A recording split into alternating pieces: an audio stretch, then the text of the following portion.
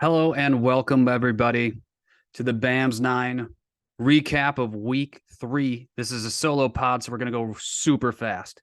Okay. Looking at the standings right now, we got a bunch of people at 2-1, then it's 1-2, so it's super close across the board except for Ford, who, like the Vegas Raiders, is the only winless team in the league right now. Now I'm going to jump into the matchups. All right. We got Baloney squeezes and Derek's rad team. Baloney squeezes, brings out the win there. CeeDee Lamb coming back from the dead. Ezekiel Elliott. So the Cowboy players on the squeezes are what gets him across the finish line. Derek's rad team, change your name.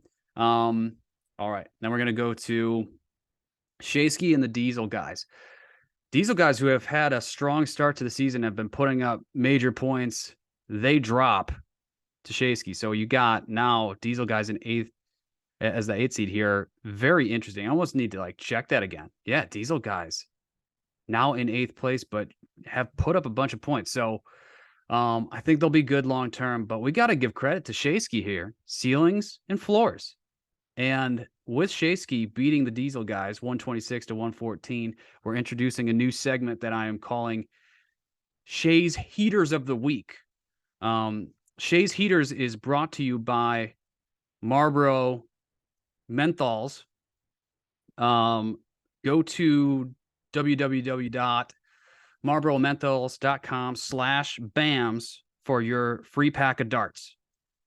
Shay, his heaters of the week, Devontae Smith emerging for the Philadelphia Eagles here with a 25-point output, and Chris Olave. So couple of wide receivers coming up big for Shay, and this could continue moving forward. Shay, I was texting with him. He's saying he's back, baby, after this win. Let's see how it goes. Gangbang beating out the Hotspurs. Hotspurs winless. Yikes. Also was texting with Ford that he had purchased a Tua jersey. Tua had the concussion 2 weeks ago that everyone called back spasms, which was bullshit. And then was wearing this Tua jersey again last night when Tua legit died and had finger spasms. So tough run for the Hotspurs here, and getting Ford's medical opinion concussion for Tua. So he did confirm that. Groles and Marianne's Hammocks. Groles beats out Marianne's Hammocks by 3 points. This is one of those things of I am just always rooting against Groles because I know he's good and I don't want him to get these little margin wins where he puts up 89 points but still is able to get in the win column. He's just a dangerous dude that's going to grind shit out, and he's just trying to get in the back door into the playoffs, and that's just when he's dangerous. So he's hanging around in that 6th spot. He'll probably be there finding his way into the playoffs. I know we got a lot of season to go here, but just trying to respect the work ethic there. King of T Hill beats out the commish. I think it's no wonder why the commish is not here this week. With a 79-point output for the commish against King of T Hill.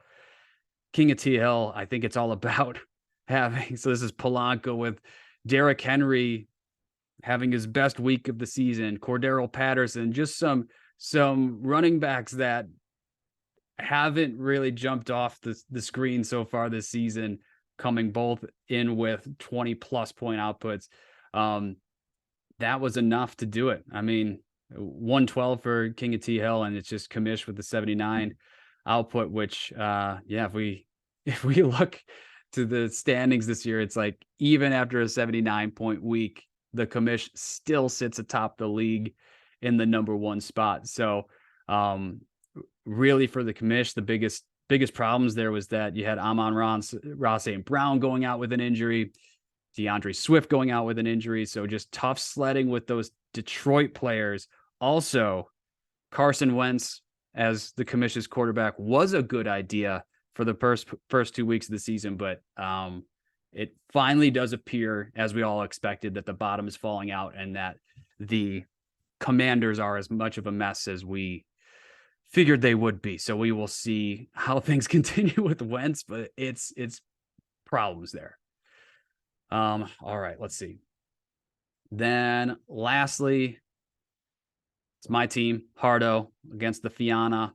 I get the $50 bill this week with only 135 points, but that's just how the scoring went for the week. Tough break for the Fianna, who put up 117, which was, I think, the number 3 performance on the week, but just so happened to be matched up against me. As we look at this matchup, I'm now in 3rd place. The Fianna, even after losing to me, is in number 2 under the commish. Tough break with the defenses that the Chargers for Fianna came in with a -4. I benefited with Cincinnati playing the Jets and putting up 16. So that's a 20-point differential. That was really the deal breaker here. And tough break for Fianna here, having a 40-point performance from Lamar Jackson and still coming up short. And 20 points from fucking David Njoku. So that kicks off Complain Corner, which last night, so now I have back-to-back Thursday night football weeks. Last week it was David Njoku going off for 20. And then last night against Ford, he had Hayden Hurst score a touchdown with under 2 minutes left in the game last night. I had turned the game off. Fucking awesome. So I'm just tired of playing tight ends who are playing on Thursday night, who are projected as tight ends 15, 16 on a given week, that are finding their way into the end zone on Thursday night games that I'm watching. All right. Then looking into waiver wire, we're going to see if there's anything to call out here. Ew, the commish just added Jared Goff today. I mean, you got to do what you got to do, but shit, man. Grohl's picking up Josh Reynolds. That makes sense with the Amon-Ra St. Brown injury. Seeing if there's anything else crazy to call out. The gangbang gets Mac Hollins, who's kind of the 4th receiving option on that kind of surprisingly shitty Raiders team. Like the Diesel guys stashing Dak Prescott, that will come into play sooner than we think. So I'm digging that. And then T. Hill getting Zay Jones, the number 2 option, and what is looking to be a pretty decent Jags offense. And Fianna upgrading from Cole Beasley, who was signed off the practice squad for Tampa, and adding in Greg Dortch. Shaysky dropped Sterling Shepard, who we talked about is surprisingly only 29 years old and is just so injury prone. And what do you know? Injured again. I hit on the Hayden Hurst ad by the fucking Hotspurs. And then I added Russell Gage. It's fine. Okay. That's everything on those waiver wire ads. And yeah, boys, I don't know how much more I got here. I think if there was a Deadpool, we would do it. I'm not going to do it in Zintax's absence. I think that hits the waiver wire. That hits the standings. It hits the matchups we had last week. And I'll just look at this week's matchups to see if there's anything to call out.